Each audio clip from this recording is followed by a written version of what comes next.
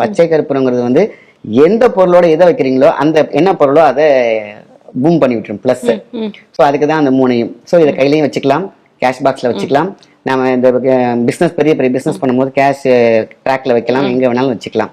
So இதே இது வந்து பாத்தீங்கன்னா நம்ம கார்ல போகும்போது டேஷ்போர்ட்லயும் கொஞ்சம் வச்சுக்கலாம், சேஃபர். இது ஒண்ணு. அடுத்தது வந்து பாத்தீங்கன்னா முத்திரை. இந்த முத்திரை வந்து பாத்தீங்கன்னாக்கா ஞான முத்திரை அப்படின்னு ஃபர்ஸ்ட் சொல்லுவாங்க. என்னன்னு கேட்டீங்கன்னா ஜென் முத்திரை அப்படி சொல்லுவாங்க. இது ஞானம். ஸோ நமக்கு வந்து பாத்தீங்கன்னா ஞானம் நம்மளுடைய முன்னோர்கள அடிப்படையில ஆட்டோமேட்டிக்கா நீங்க தெரிஞ்சோ தெரியாமலோ ஞானம் ஆட்டோமேட்டிக்கா நம்ம பிரெயினி தான். சித்தத்தை ஆள்பவர்களால் சித்தர்கள்.